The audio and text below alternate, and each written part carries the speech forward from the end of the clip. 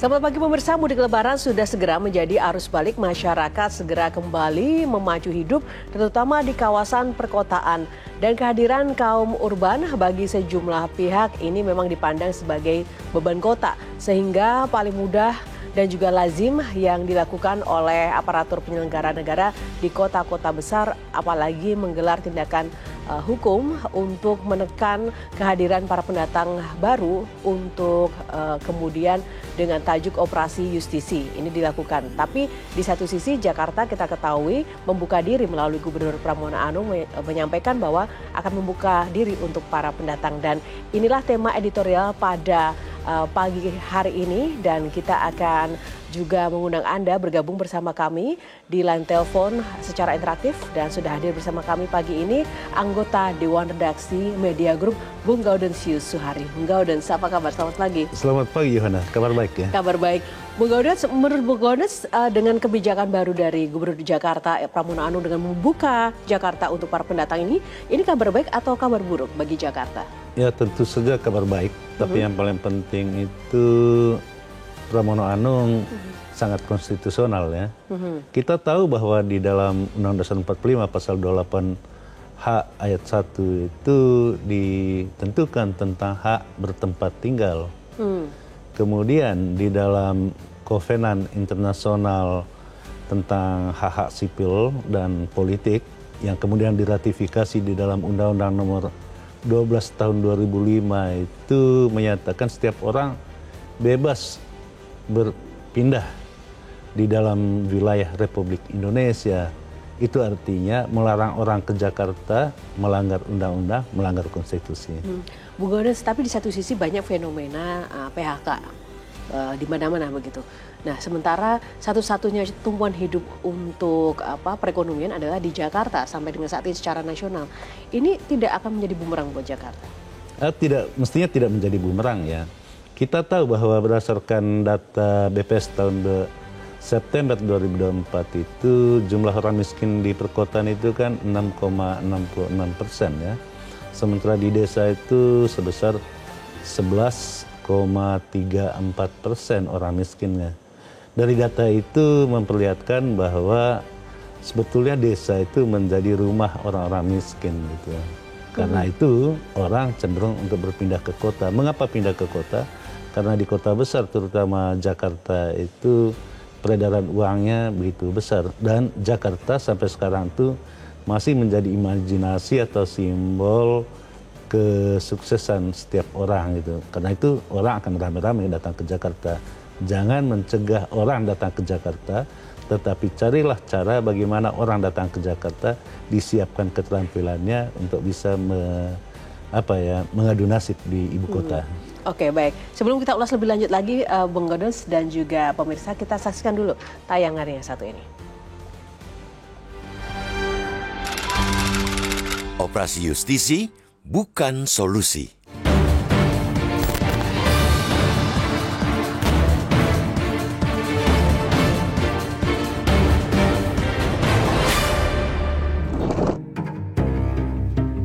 Mudik lebaran sudah segera menjadi arus balik. Masyarakat segera kembali memacu hidup, terutama di kawasan perkotaan. Kehadiran kaum urban bagi sejumlah pihak dipandang sebagai beban kota, sehingga paling mudah dan lazim yang dilakukan oleh aparatur penyelenggara negara di kota-kota besar adalah menggelar tindakan hukum untuk menekan kehadiran pendatang baru dengan tajuk operasi justisi. Namun kebiasaan menggelar operasi justisi terhadap mereka yang tidak memiliki identitas di perkotaan tujuan kaum urban itu sudah mulai surut. Apa yang dilakukan Gubernur Jakarta Pramono Anung yang tidak hanya meniadakan operasi tapi bahkan melarang aparatnya menggelar operasi justisi ialah contoh perubahan cara berpikir dan bertindak terhadap pendatang itu. Tidak ada lagi drama razia KTP non-Jakarta bagi warga pendatang. Para wajah baru juga tidak perlu khawatir dipulangkan ke kampung halaman bila tidak memiliki KTP Jakarta. Gubernur Pramono yang berpasangan dengan Rano Karno dalam memimpin Jakarta itu lebih mengedepankan pendekatan kemanusiaan. Dinas Kependudukan dan Catatan Sipil hanya akan mengecek identitas pendatang, bukan mengusir mereka. Pendekatan pemimpin Jakarta saat ini mengadopsi cara serupa yang dilakukan sejak masa Anies Baswedan memimpin Jakarta. Tidak ada yang salah dengan melanjutkan program pendahulu, apalagi bila program tersebut baik adanya. Anies menyadari operasi justisi kerap tebang pilih, yakni menjerat mereka dengan taraf perekonomian rendah namun meloloskan mereka yang kaya. Makanya di masanya pendatang hanya diwajibkan untuk membawa surat kependudukan yang lengkap. Urbanisasi adalah sebuah pilihan bagi warga negara, apalagi bila melihat perputaran uang yang masih dominan di perkotaan. Kesempatan usaha dan pekerjaan juga lebih banyak di kota. Wajar saja masyarakat kian banyak berpindah ke kota. Ibarat ada gula, di situ ada semut. Apalagi di tengah perekonomian di negeri ini yang penuh tanjakan berat. Ada puluhan ribu aksi pemutusan hubungan kerja atau PHK yang dialami buruh di berbagai daerah karena pabrik tempat mereka bekerja ambruk. Pesangon sejauh ini cuma seperti balsam penghilang rasa pening untuk sesaat. PHK yang terjadi jelang Lebaran jelas memaksa para buruh menguras dompet karena sudah tidak mungkin makan tabungan. Menjalani pekerjaan informal juga tak semudah membalikan telapak tangan. Modal dan pengalaman saja terkadang tidak cukup bagi perekonomian buruh untuk bisa kembali pulih. Daerah tidak memiliki daya untuk menyerap seluruh para mantan buruh tersebut. Untuk menciptakan industri baru yang bisa menampung mereka juga tidak semudah kisah Bandung Bondowoso yang membuat ratusan candi dalam tempo 1 malam. Kalau sudah mentok sana-sini, wajar bila korban PHK juga memilih untuk mengadu nasib di kawasan perkotaan, termasuk Jakarta.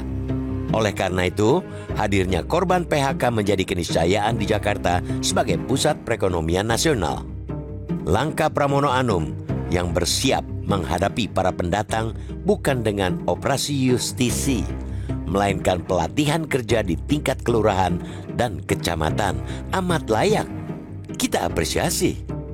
Langkah itu justru bisa jadi upaya awal mengatasi solusi keringnya penyerapan tenaga kerja. Masyarakat sudah susah, janganlah dibuat makin susah. Pemerintah harus hadir, bukannya menolak rakyat. Pemerintah daerah sudah sepatutnya mengayomi semua rakyat termasuk pendatang, sepanjang mereka warga negara Indonesia yang memiliki identitas sah. Cara Pramono bisa menjadi inspirasi bagaimana pemimpin memberikan solusi, bahkan nilai tambah bagi rakyat agar bisa keluar dari jebakan kemiskinan dan rangkaian kesulitan.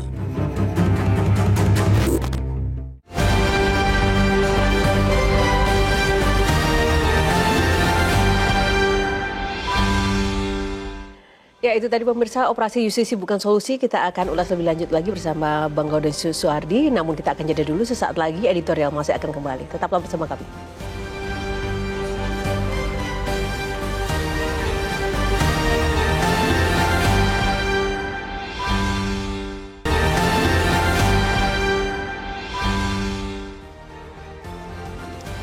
Kembali di editorial Media Indonesia. Sebelum kita membahas bersama Bung Gaudentius Suhardi, kita sapa dulu penelpon yang sudah tersambung bersama kita kali ini. Pemirsa, ada Pak Max dari Manokwari, Papua Barat. Selamat pagi Pak Max.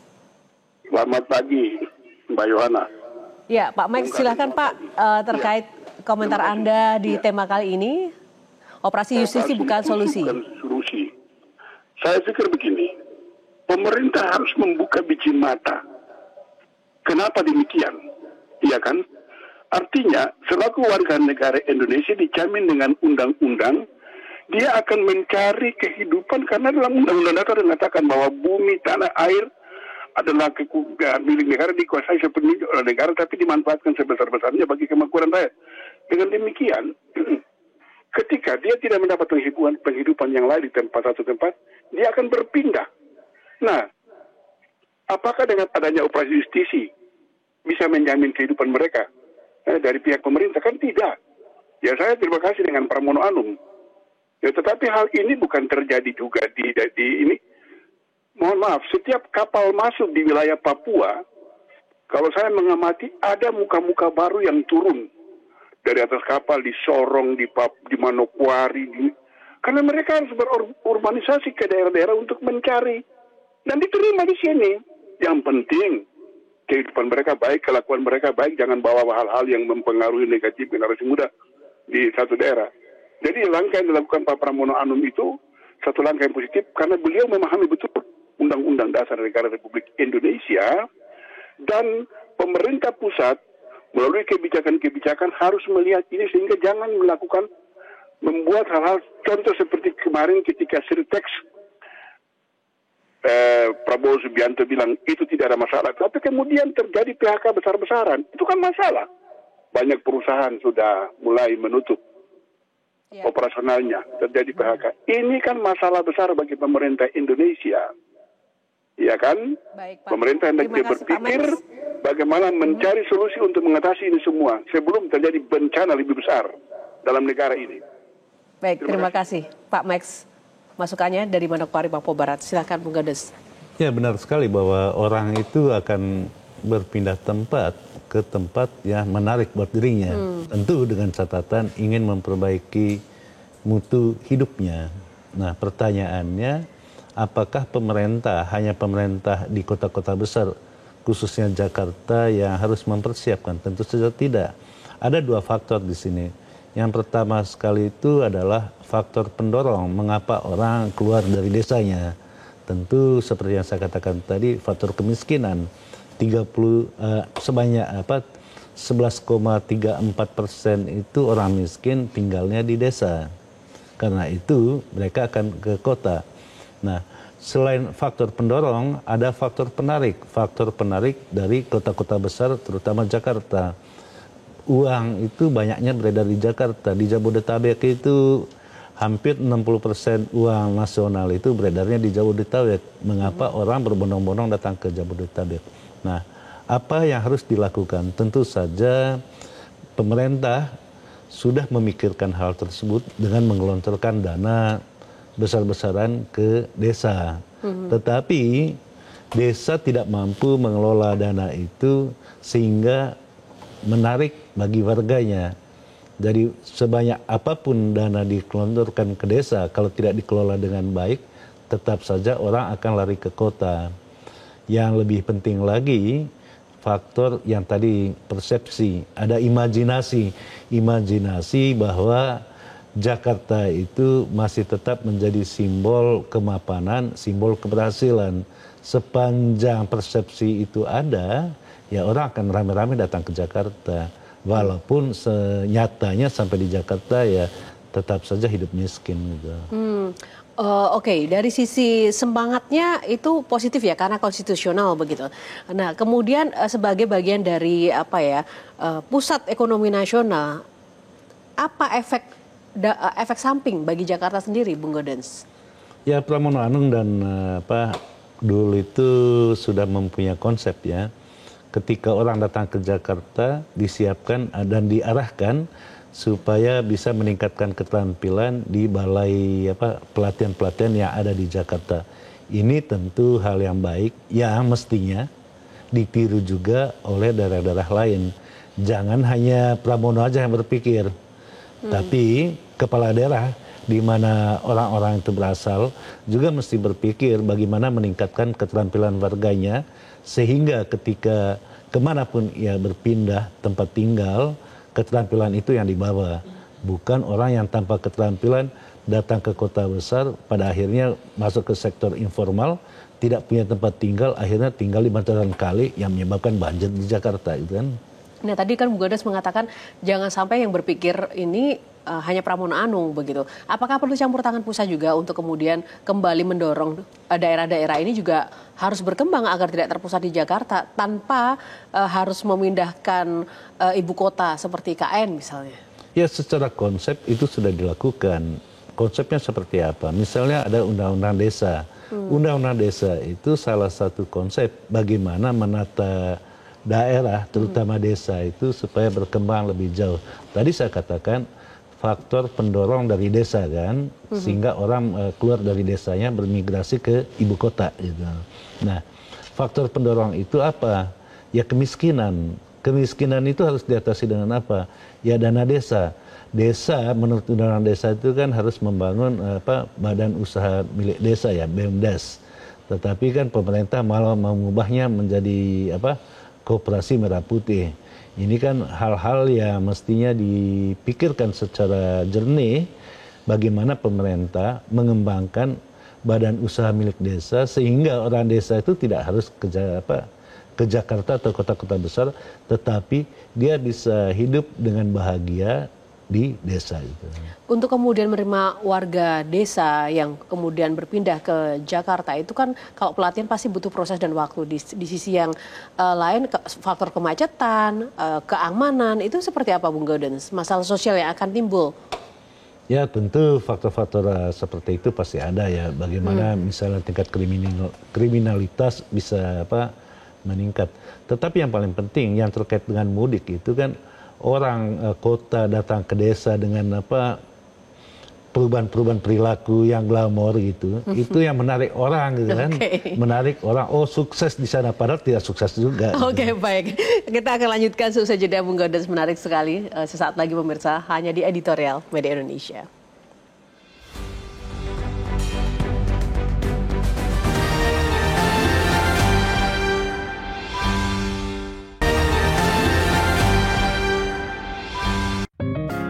Media Indonesia mengajak Anda untuk mengakses fitur premium e-paper.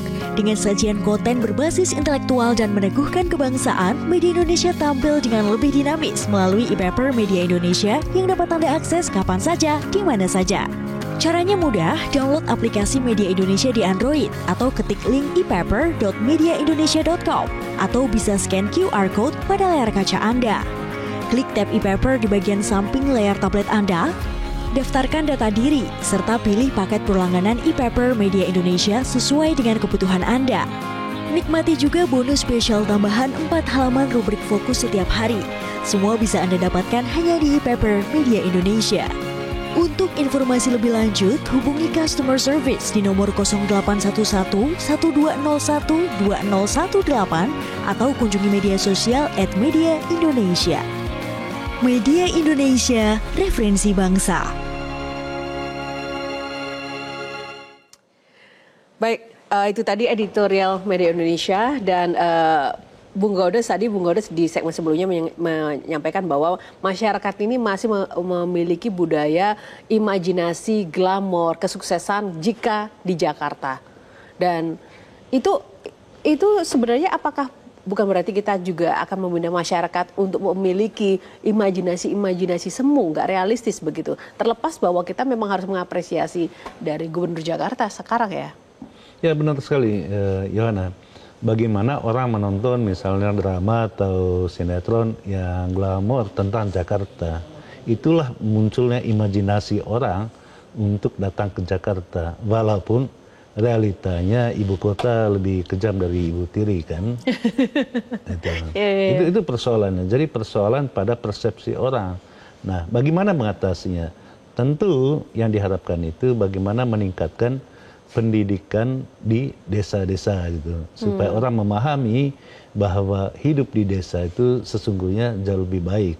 Tetapi faktanya berdasarkan data BPS September 2024 justru miris gitu kan.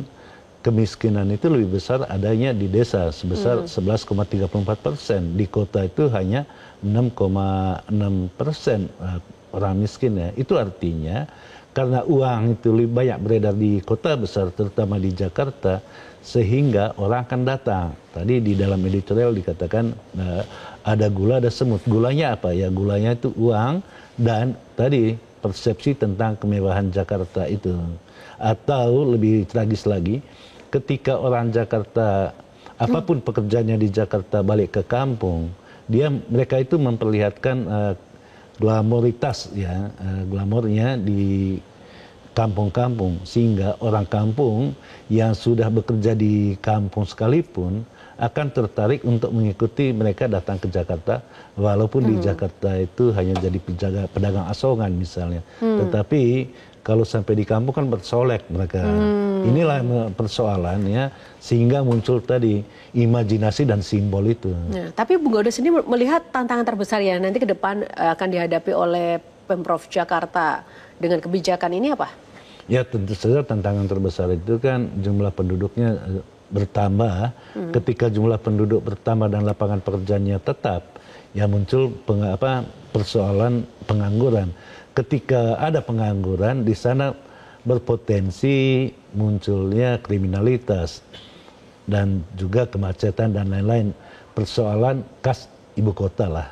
Persoalan khas ibu kota, tapi kemacetan dan polusi itu juga bagian dari kehidupan hak asasi warga Jakarta juga, Bung Gaudens. Ya, tadi saya katakan. Belum lagi kalau banjir begitu ya. Ya, persoalannya pemerintah tidak bisa melarang orang untuk datang ke Jakarta karena Undang-Undang 12 2005 itu tegas sekali mengatakan setiap orang itu bebas untuk berpindah ke wilayah manapun di Republik Indonesia ini. Oke, baik. Terima kasih Bung Gaudens untuk ulasannya bersama editorial pagi ini. Kita lihat nanti seperti apa perkembangan dari kebijakan baru Pramono Anung ini dan bagaimana arus balik ini juga akan terjadi puncaknya nanti tanggal 6 April ya 2025. Terima kasih Bung Gaudens dan juga pemirsa, itu tadi editorial kali ini. Masyarakat memang sudah susah, jangan dibikin lebih susah lagi. Pemerintah harus hadir, bukannya menolak rakyat. Dan pemerintah daerah sudah sepatutnya juga mengayomi semua rakyat termasuk pendatang sepanjang mereka warga negara Indonesia atau WNI. Warga memiliki identitas yang sah untuk juga memiliki kehidupan yang lebih baik. Demikianlah editorial kali ini. Saya Yohana Margareta undur diri. Selamat pagi, sampai jumpa.